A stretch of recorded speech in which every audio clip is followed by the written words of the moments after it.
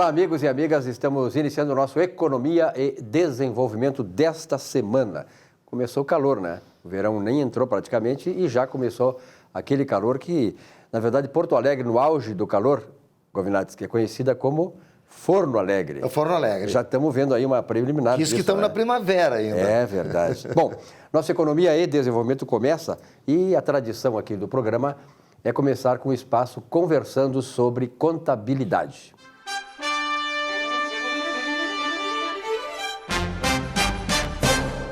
Giovanni D'Agostinho, prazer em tê-lo aqui, meu amigo. Parabéns, teu time não perdeu essa semana, Internacional, porque não jogou. É uma vantagem, né? Se não jogar, não perde, né? Isso é vantagem para todos. Tem uma folga para os outros times, né? Bom, Giovanni, tu traz uma informação importante aí da elaboração de uma medida provisória pelo governo do Jair Bolsonaro a respeito do Plano Collor também, né? Quer dizer, uma coisa que interessa a todo mundo. Pois então, senhores, um prazer estar conversando e participando desta mesa. Eu venho trazer aqui uma boa notícia para os empresários e em geral, que foi a edição da medida provisória número 905, publicada no dia 11 de novembro de 2019, e essa medida provisória deu fim ao adicional de 10% sobre o saldo do FGTS nas rescisões sem justa causa.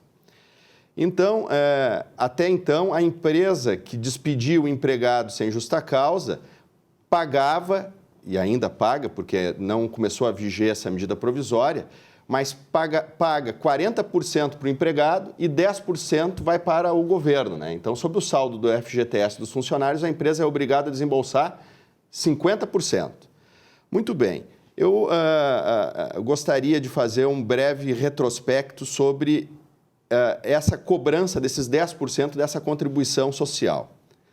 Esse adicional ele iniciou em 2001 e ele serviu para financiar o déficit do governo para recompor os expurgos inflacionários dos planos Verão e Collor I, né, que ocorreu entre os anos de 89 e 90. Então, na época, foi editada uma lei complementar que instituiu essa contribuição adicional aí de 10%.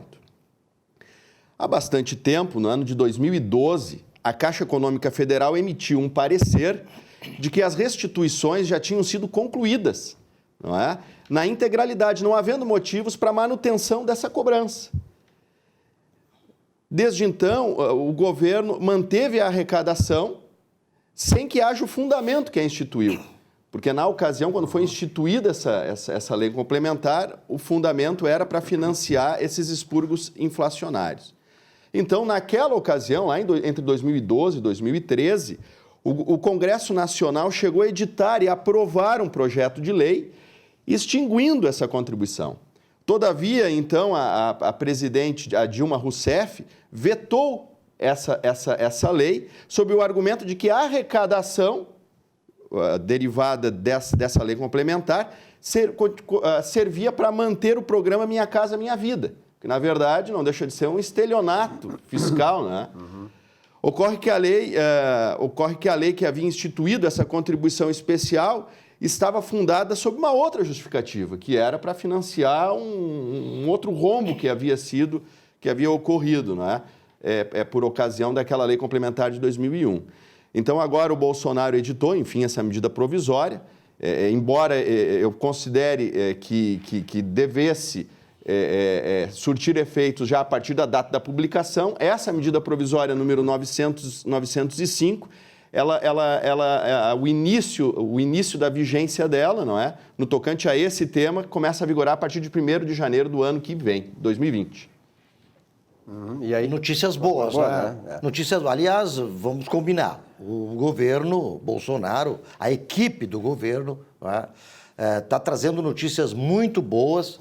Todos os dias, modo de força de expressão, mas está trazendo notícias muito boas, justamente para promover o desenvolvimento, para promover o progresso e o empreendedorismo.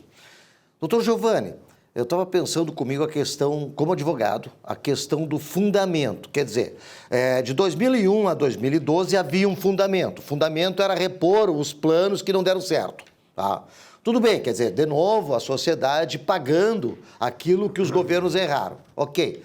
Mas a partir de 2012, perdido o fundamento E agora aliás, antes disso ainda, com aquele projeto de lei que foi vetado pela presidente Dilma, e agora com a medida provisória, justamente em cima deste fundamento de que o motivo já não existe mais, perdeu a causa, não haverá uma série de demandas judiciais buscando, principalmente esse período de 2012 em diante? No Brasil, demanda judicial é o que não falta, né? Isso aí acontece em tudo, quer dizer.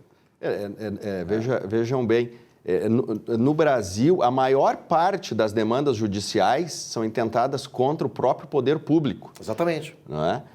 Quer dizer que o governo que faz as leis e as regras não as cumpre. E são demandas de massa. São grandes demandas. Demandas de massa, em grande volume.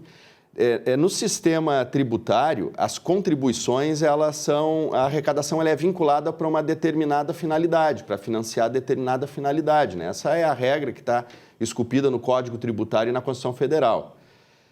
Os impostos já entram no orçamento geral para serem utilizados de acordo com o orçamento, não é? Exatamente. Mas as contribuições, em tese, têm uma destinação específica. Exatamente. Na grande verdade, a partir de 2012, como a necessidade dessa contribuição deixou de existir, em tese não haveria mais a necessidade de se manter essa contribuição. E, de fato, houveram, sim, bastante demandas judiciais desde o ano de 2013 e diversas delas o judiciário dando razão para o contribuinte, não é? Só que a Caixa continua cobrando e a Fazenda continua executando os contribuintes que eventualmente não vinham pagando esses 10%, não é? Por uma falta de uma previsão legal e uma falta de decisões do STF, né, com efeitos vinculantes. Então, a meu juízo, essa medida provisória veio a calhar, eu acho que já veio bem tardia, né, a edição dela, mas antes tarde do que nunca, não é? Pelo menos começamos o programa com uma boa notícia. Uma né? ótima notícia, e tal, trazida pelo Giovanni. Giovanni, muito obrigado pela tua presença, né? E espero que continue cada vez mais consolidando esse espaço aqui. Eu converso muito, tu também, né? Com técnico, contabilidade, contadores, e o pessoal se refere às lições aprendidas aqui, porque nem sempre na escola, quem está estudando, por exemplo, contabilidade, tem informações detalhadas, atuais, como se tem aqui trazidas pelo espaço Conversando sobre Contabilidade, tá bom? Tá bom, muito obrigado, um abraço. Até mais. Até mais. Nosso espaço Conversando sobre Contabilidade.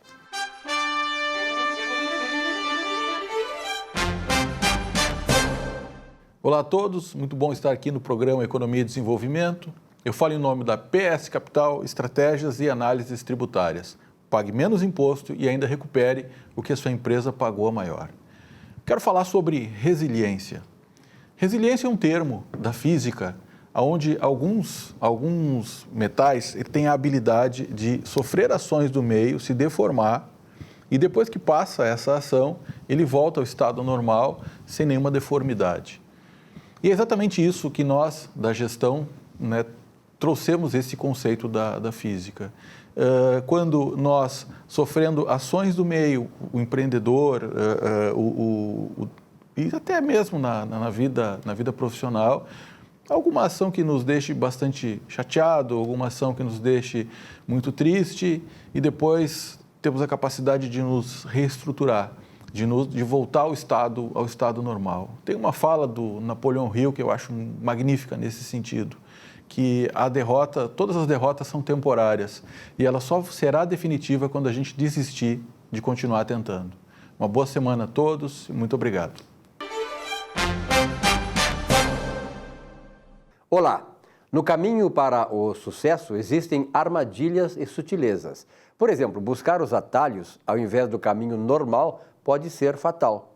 Nem sempre isso dá certo, portanto, na execução de seu trabalho, faça sempre o melhor, sem se importar com o tempo que dure a sua conclusão.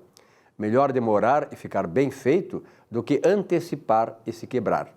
Faça o melhor sempre. Pela lei universal, você estará emitindo sinais positivos, maravilhosos, e essa semente irá prosperar. Cedo ou tarde virá a recompensa. Creia no seu potencial e o ponha à prova a cada momento. Henry Ford já sentenciava: se você crê em si mesmo ou se não crê, você sempre estará certo. Boa e abençoada semana.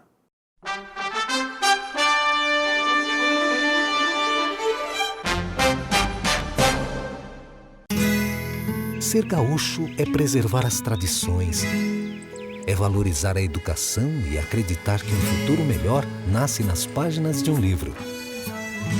É nossa tradição trabalhar duro. Temos orgulho do suor que escorre do rosto. Ele reconforta a alma e sedimenta uma vida digna.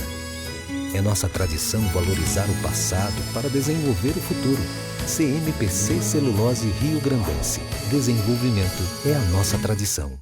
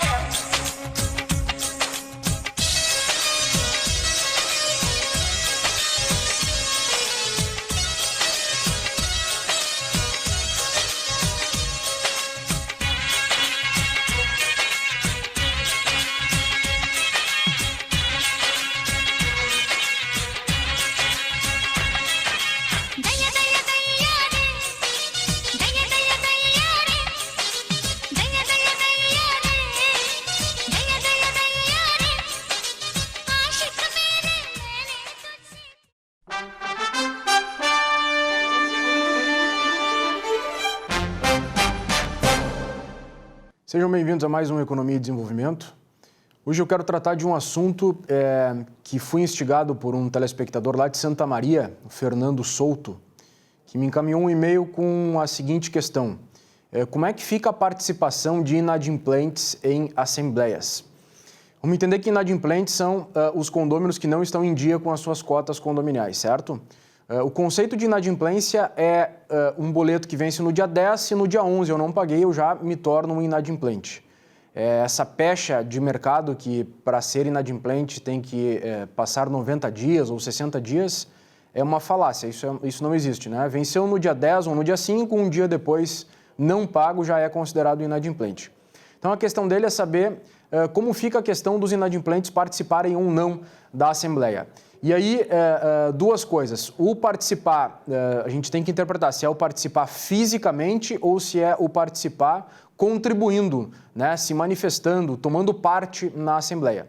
Então, isso está disciplinado lá no artigo 1335, inciso 3º do Código Civil, que diz que são direitos dos condôminos votar e participar nas assembleias desde que estejam quites, né, desde que estejam com as suas cotas em dia. Bom, mas a questão é a seguinte, um inadimplente ele pode adentrar ao local em que está ocorrendo a assembleia ou não, né? De fato, em relação ao voto, eu acho que não há nenhuma controvérsia, né? Votar, ele não vai poder votar porque não está apto, né, ao voto, justamente pelo fato de estar inadimplente. Mas e participar? Ele pode entrar na assembleia, se sentar e assistir, por exemplo, né? Então, eu acho que a questão do Fernando acho que vai muito mais nessa linha. Sim, ele pode entrar na Assembleia, se sentar e ser um ouvinte ali, né? Ele também pode manifestar alguma queixa ou alguma informação, ou comunicar algum vazamento na unidade dele, ou fazer algum tipo de reclamação. Eu acredito que isso não teria problema nenhum, né? O que ele não pode é contribuir de maneira a dar a sua opinião em relação aos assuntos que estão sendo deliberados, né? A participação de que fala o Código Civil é justamente essa. Então, fisicamente, ele pode participar, pode entrar na Assembleia, mas o que ele não pode é ficar se manifestando no sentido de colaborar ou não para as votações que fazem parte da pauta do dia daquela Assembleia. Tá bem? Acho que isso não é uma questão tão polêmica assim, a gente tem que ter muito cuidado também ao presidir essas Assembleias. É sabido que inadimplentes não frequentam Assembleias, o índice é muito baixo. Mas na hipótese de frequentar, a gente tem que ter um cuidado muito grande, né, para não tornar a nossa comunicação com o inadimplente vexatória ou constrangedora, né, sob pena de incorrer até numa ação de dano moral aí do inadimplente contra o condomínio.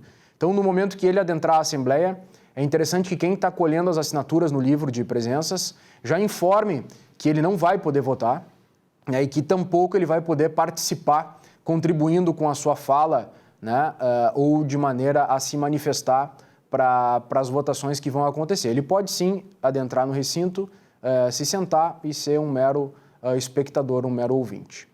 Tá bem? Semana que vem eu trago mais um tema interessante e boa semana a todos. Um abraço. Muito bem, nesse espaço do Economia e Desenvolvimento, Vilmar, nós estamos trazendo alguém que pode resolver o nosso problema também, né? Puxa vida, né? Mas vai ter que fazer um esforço. Né? Olha, será que tem solução? É complicada a missão do Dr. Marcos Salles. Marcos, muito prazer em tê-lo aqui no programa. Obrigado. Pela segunda vez, o Dr. Marcos, e não é por convite, na falta de convite, que ele está aqui, só que ele tem muitas atribuições aí e tal, né? O Dr. Marcos Salles é médico, eu vou ter que ler aqui como diz, cirurgião bucomaxilofacial, é isso? Isso mesmo. É complicado o termo. É um nome complicado, né? Mas, resumindo, trata do rosto da pessoa. É uma especialidade que trata não só da função do rosto, mas toda essa função mastigatória, a função da pele, né, da beleza, da estética e a parte cirúrgica, né, que é a reconstrução facial. E uma coisa importante, sempre é bom dizer, né, doutor, é o seguinte, ó, as pessoas têm que se dar conta que o fato de você trabalhar o rosto, fazer uma estética melhor, tentar renovar essas coisas, não é uma questão só de beleza, é uma questão até de autoestima, porque isso aí atua muito dentro das pessoas. Mas eu lhe pergunto uma coisa seguinte, que também é um mito, não sei se é um mito, de que esse tipo de procedimento na pele e tal, isso se pode fazer mais precisamente com vantagens no inverno. Fora disso, não. Esse é mito? Não, o que não. É? Hoje a gente tem uma gama de procedimentos, né, um arsenal de procedimentos que ajudam a melhoria do tecido, da pele, e não só a melhoria. São hidratações profundas que vão melhorar a capacidade da pele e ela vai ficar melhor, mais bonita. Então, primeira coisa, imprescindível, é a saúde, né? Então, a pele estando com saúde, ela vai estar bonita, vai estar bem. Então, independente de ser no verão ou no inverno, o que se segue é o protocolo.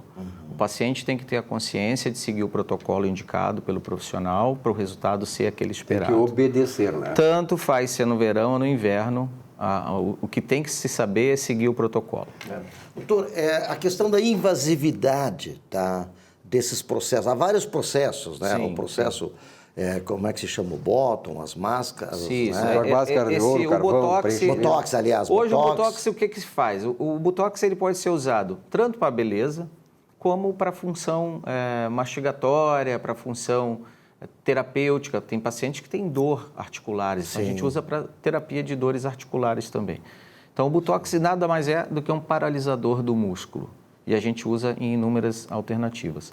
As máscaras, hoje existe uma infinidade de máscaras indicadas para cada tecido e para cada tipo de pele e para cada paciente.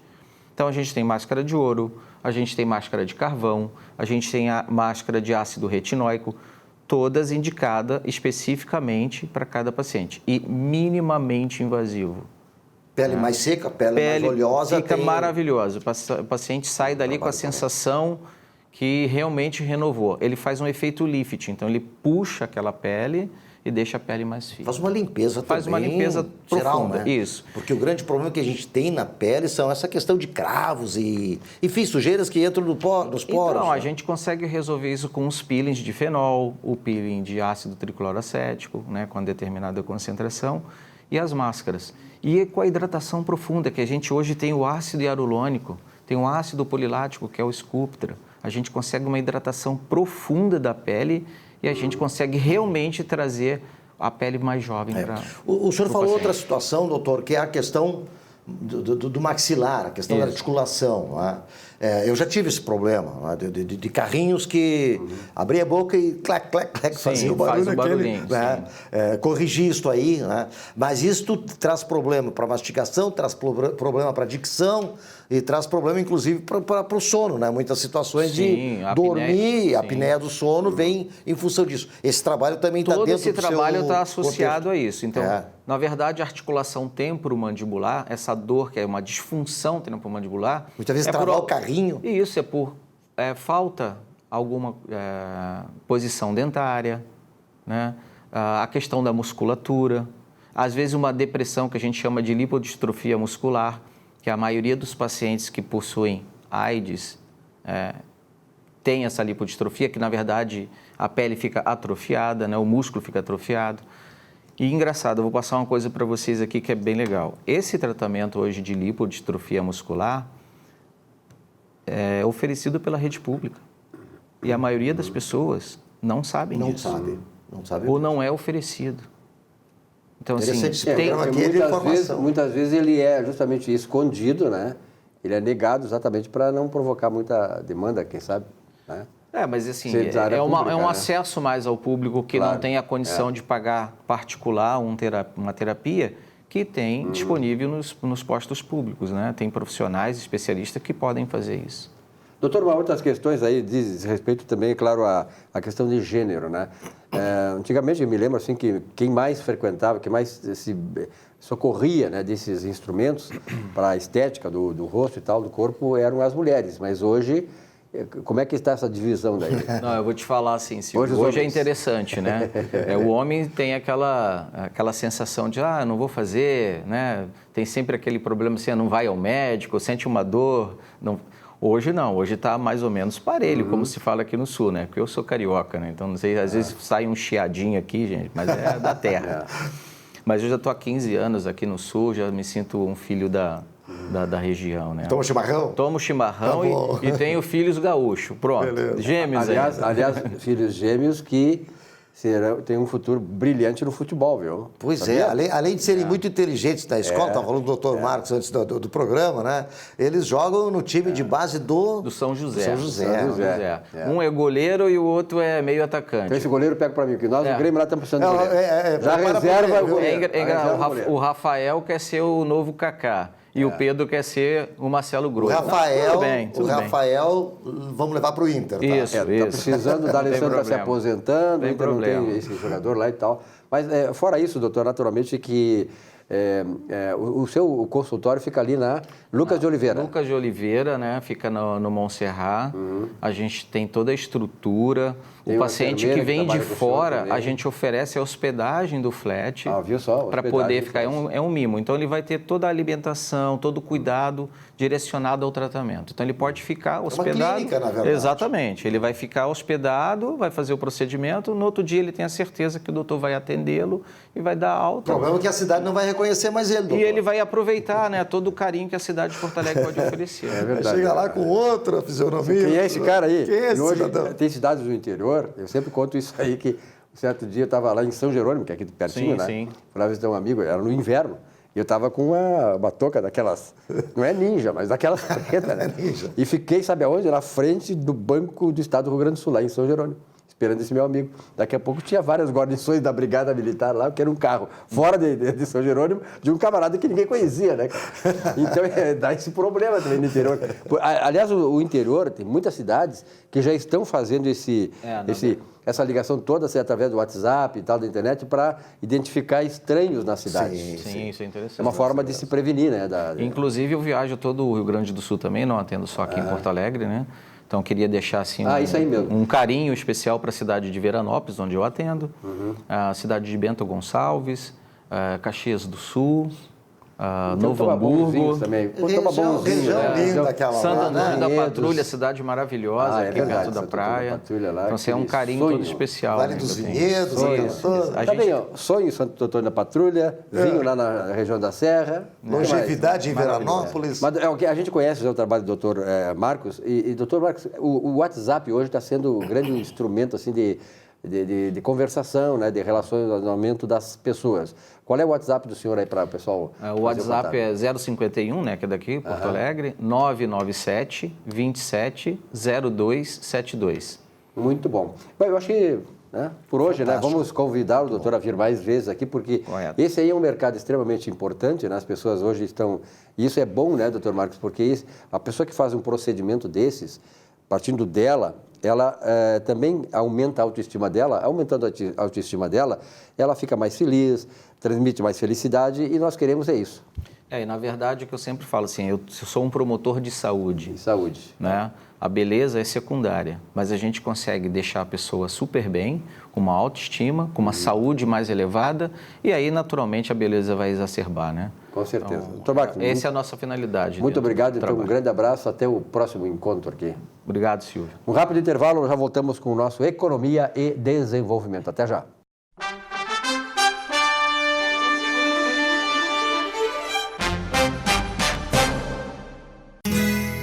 Ser gaúcho é preservar as tradições, é valorizar a educação e acreditar que um futuro melhor nasce nas páginas de um livro. É nossa tradição trabalhar duro. Temos orgulho do suor que escorre do rosto. Ele reconforta a alma e sedimenta uma vida digna. É nossa tradição valorizar o passado para desenvolver o futuro. CMPC Celulose Rio Grandense. Desenvolvimento é a nossa tradição.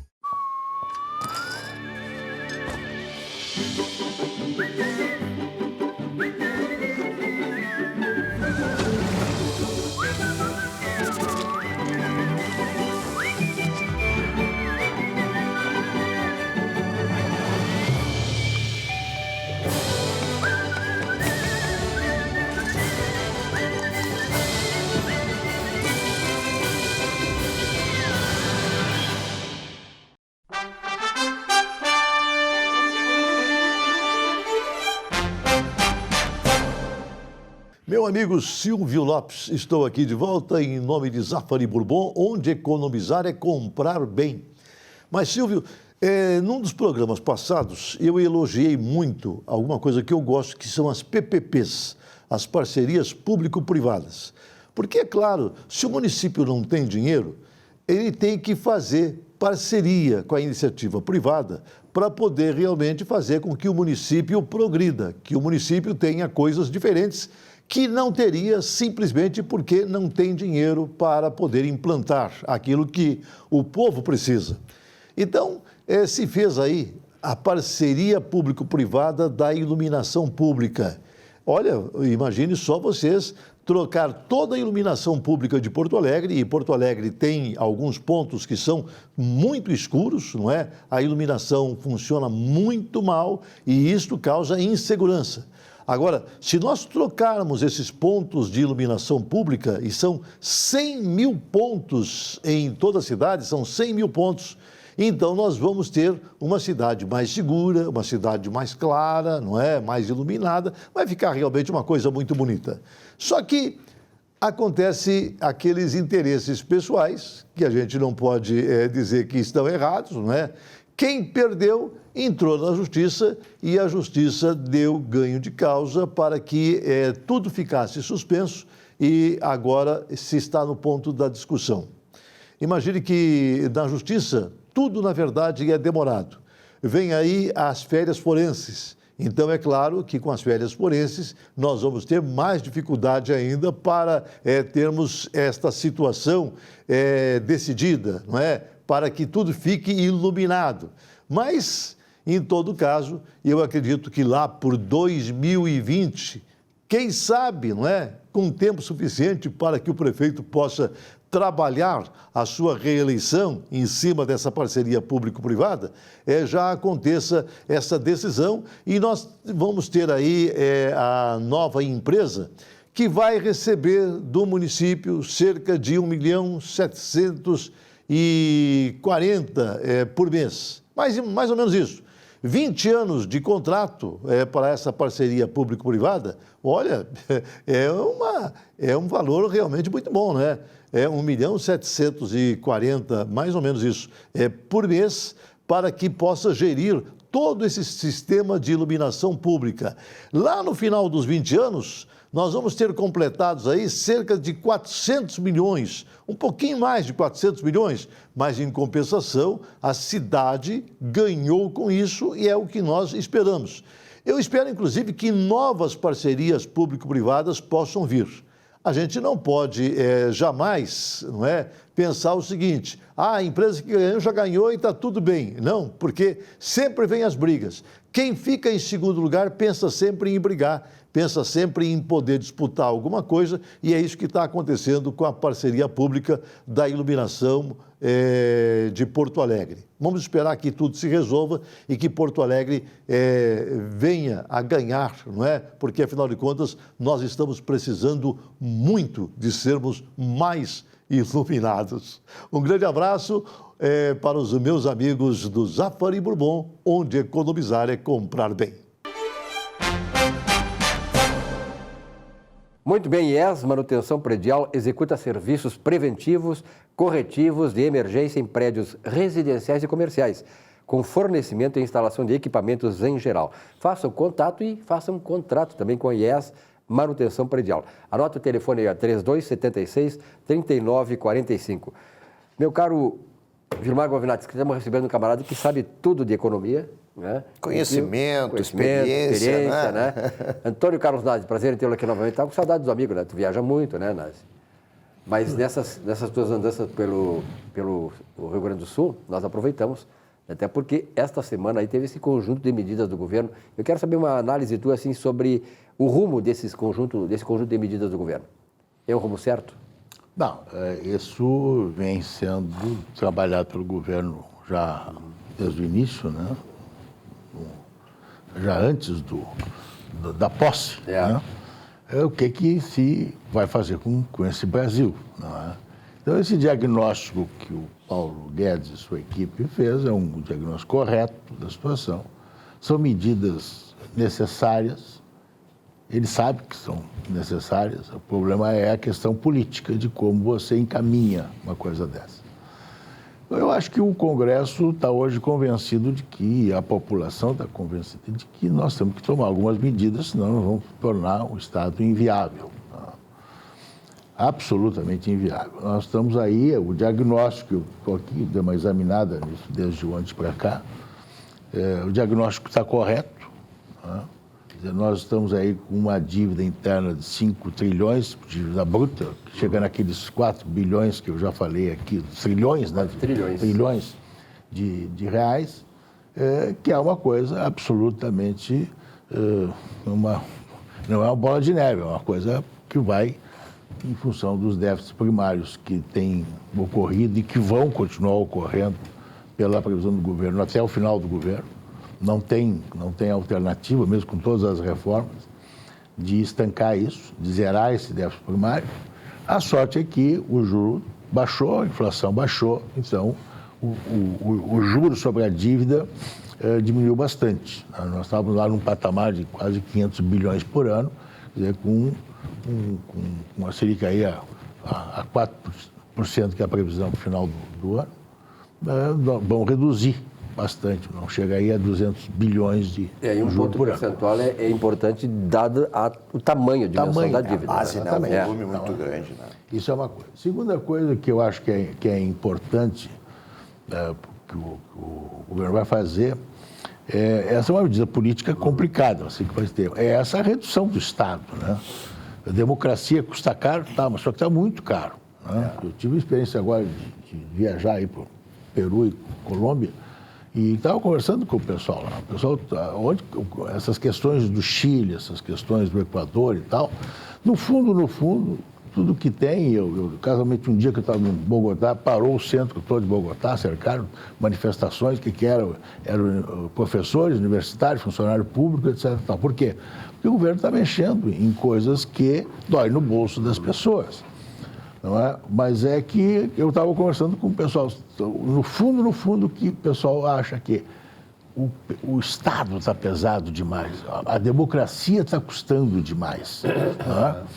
E esse custo demais está, inclusive, perigando a própria democracia, né? Porque isso aí vai num momento em que, né, estoura a coisa. Até o senador, o nosso senador aqui, Lazier Martins, vem brigando muito e propondo medidas para reduzir o tamanho do Senado. Aliás, o senhor tocou num ponto que eu gostaria aqui de destacar e cumprimentar o senador Lazier Martins, foi meu colega na Rádio Guaíba, está se destacando. Eu acho que o Rio Grande do Sul acho que nunca teve um senador tão atuante né, e propositivamente para o Rio Grande do Sul, como é hoje o Lazier Martins. Hoje, não é só questão do Senado, o Congresso Nacional como um todo, não é? Está com quase 10 mil funcionários. Né? Os três o poderes Vitor estão Pachone um dia inchados. me disse que, quando no tempo dele, que ele começou na política, ele tinha 400 funcionários e fizeram um grande avanço quando introduziram as máquinas elétricas de datilografia. Hoje está tudo informatizado e na época tinha 400 funcionários, hoje tem 10 mil. Nós somos dessa época, né? Nós somos dessa época onde havia meia dúzia de funcionários nos escritórios e mesmo não é só o poder público, até as próprias iniciativas privadas também entraram no mesmo rol de inchação, por incrível que pareça. Então, isso é cultural, né? Isso é cultural no Brasil, em né? todo lugar. A América Latina, então, é impressionante. Então, eu estudo esse rol de medidas na questão. Eu acho interessante essa ideia de criar um Conselho Fiscal da República. É uma coisa inovadora, mas pelo menos nós vamos ter alguém que vai ter que ser responsabilizado, porque o papel do Tribunal de Contas hoje, quando ele acusa alguma coisa, chega no Senado, para. Né? Então, eu acho que esse rol de medidas que estão adotadas vai ser discutido, o Estatuto proposto ao Congresso, ao PEX, né? vão ser projetos a serem discutidos, mas eu acho que no bojo todo da proposta, ela é boa, tecnicamente ela é defensável, não é? E ataca algumas questões fundamentais e é necessária, do Estado. Fundamental. Tem que mexer, realmente. Entra em tem colapso. que mexer no Estatuto do Funcionário Público, essa questão da estabilidade. Tem que acabar, senão não existe. Aliás, o senhor estava falando das experiências e das viagens que o senhor faz muito aqui pelo exterior, mesmo América do Sul e outros países também, do continente europeu, do continente americano, lá da América do Norte, enfim. A gente tem experiência. Paulo Guedes é um grande economista, um grande administrador, realmente é o cara certo no lugar certo, não tenho nenhuma dúvida disso. Mas, além disso, nós temos, sem conhecer muito de economia, sem conhecer muito de administração, mas nós temos as experiências dos países, coisas que não deram certo. Sim. Essas experiências têm que virem para cá, aí já estou falando em termos de sociedade, como exemplos do que nós não podemos mais nos permitir fazer, como é o caso das aposentadorias, é o caso do Chile, por exemplo, que entrou em colapso e agora está nessa situação caótica. Não é? Essas experiências de repercussão para dentro do país, o senhor acha que isso aí traz influência para o nosso pensamento como povo, para auxiliar nessas reformas, para apoiar essas reformas? Você vê que essa questão de aposentadoria está sendo discutido lá na França, tá, esse terror não mundo acaba. Todo, né? No mundo todo. Alguns países já fizeram. O mundo está envelhecendo, nós estamos vivendo mais. Portugal já fez, custou, mas fez. Não é? Então, você pega toda a América Latina, você vê que está tumultuado. A Argentina, com essa situação agora do peronismo voltar. É uma dívida impagável, absolutamente impagável. Vai se afundar mais ainda. Você pega o Chile nessa situação. O Peru está com uma crise política complicada. A Bolívia também, né? Bolívia naquele estado lá. Bolívia também, né? Eu estava casualmente, eu fui lá na Colômbia, tinha um congresso, Conferência Interamericana de Contabilidade, e tu encontra todo mundo, né? Da América toda, né? E eu estava dizendo, com um americano lá me dizendo, Detroit está absolutamente quebrado. O estado do Illinois está quebrado. A cidade de Detroit está absolutamente quebrada. Por quê? Porque as indústrias foram embora, quebraram, diminuíram, etc. E tal. Então, também eles estão com problemas, né? Até político, esse assunto aí do impeachment do Trump. Mas você vê toda a América Latina, Venezuela nessa situação, a Colômbia está em crise. A própria Colômbia, né? A própria Colômbia, tinha embora crescendo, boa, 2-3% aí, o Peru crescendo, mas todos eles estão em crise, né? Então, eu acho, voltando aqui para o nosso Brasil, né?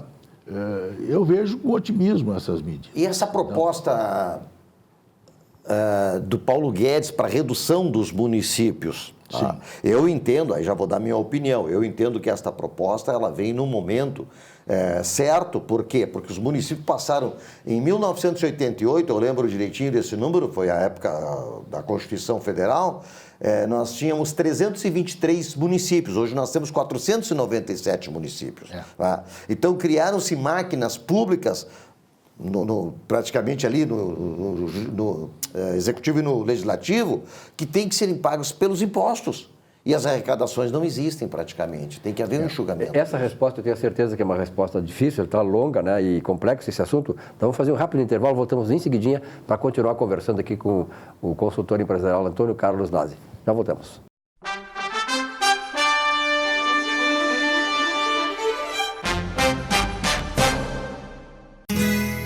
Ser gaúcho é preservar as tradições, é valorizar a educação e acreditar que um futuro melhor nasce nas páginas de um livro. É nossa tradição trabalhar duro. Temos orgulho do suor que escorre do rosto. Ele reconforta a alma e sedimenta uma vida digna. É nossa tradição valorizar o passado para desenvolver o futuro. CMPC Celulose Rio Grandense. Desenvolvimento é a nossa tradição.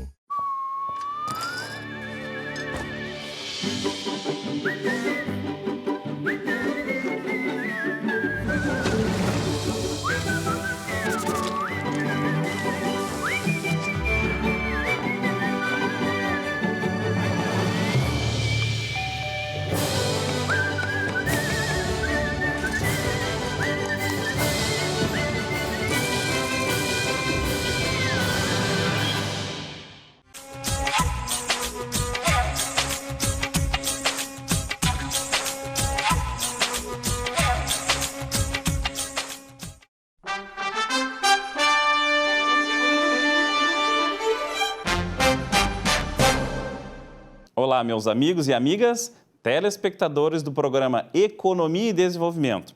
No quadro Falando sobre seus direitos, hoje gostaria de tratar sobre o direito militar, mais precisamente no benefício de melhoria da reforma, ao posto imediatamente superior que faz jus o militar reformado.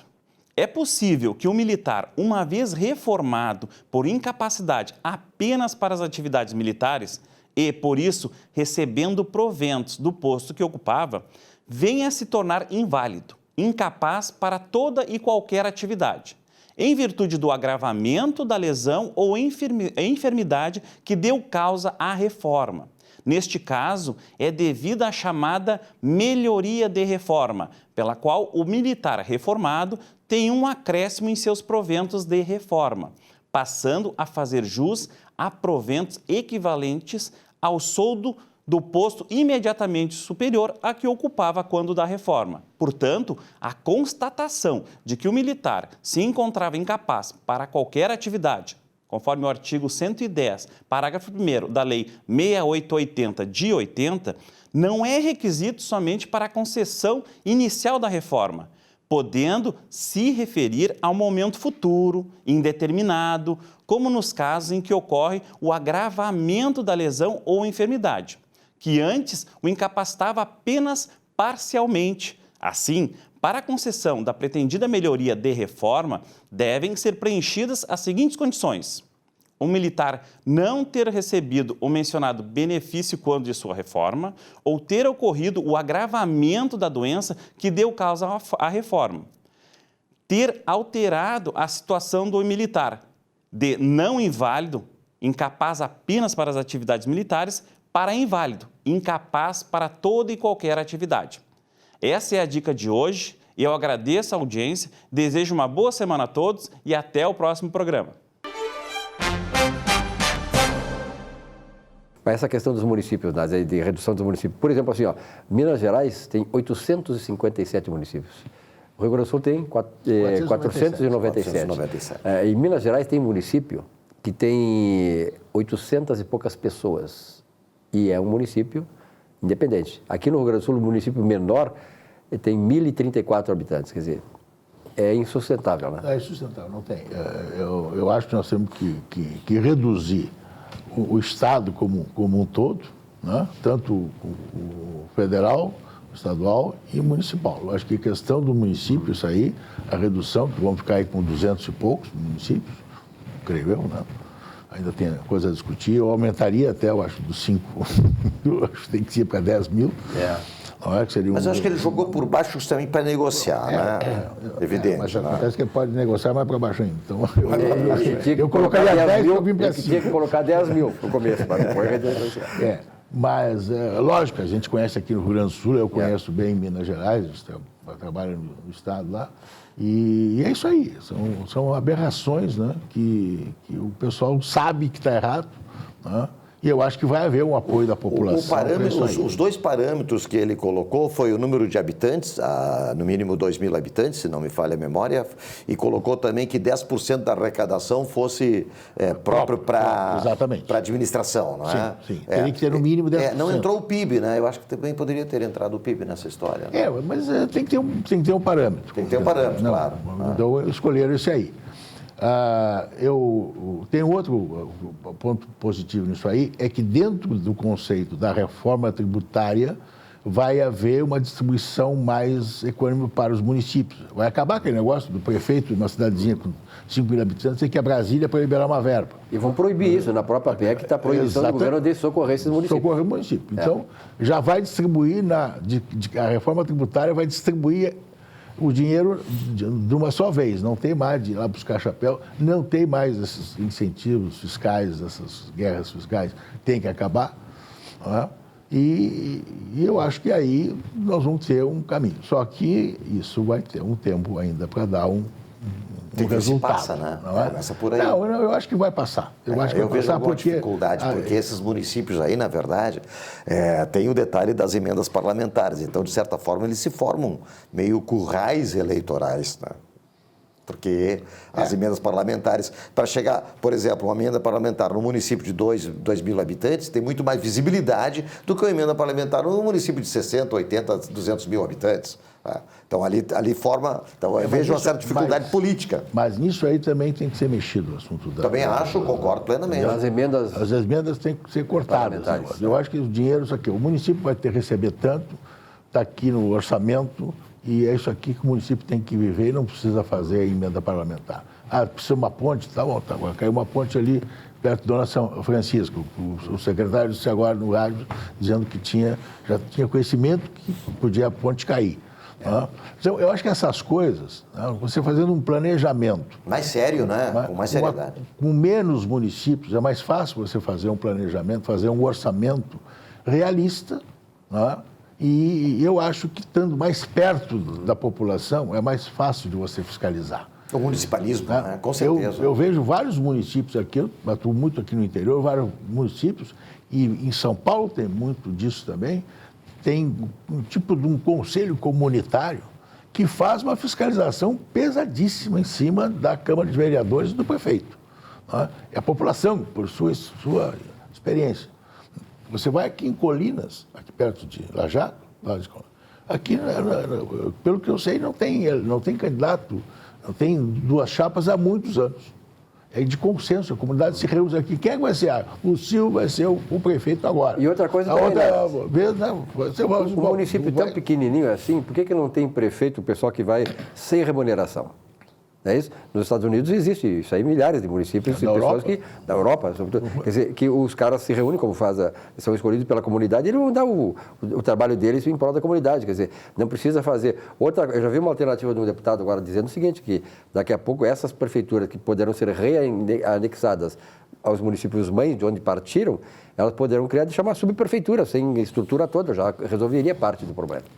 Você pega o caso de Porto Alegre, não funciona bem e tal, mas Curitiba, há muitos anos, há muitas gestões, tem o subprefeito. Um grupo de bairros lá tem um subprefeito. Eu lembro, eu sou de Camaquanas, em Camaquana, na época, havia 9 distritos. Cada distrito tinha um subprefeito, que era um representante do prefeito buscando as melhorias para o seu distrito. Nomeado pelo prefeito. E não ganhava nada. E não ganhava nada. Uma outra questão, Lázaro, que eu gostaria de ver a tua opinião é a seguinte, nesse projeto todo está, pelo menos, lançada a semente de implantar a meritocracia no setor público e de redução do salário com a correspondente redução da jornada. E aí? Sim.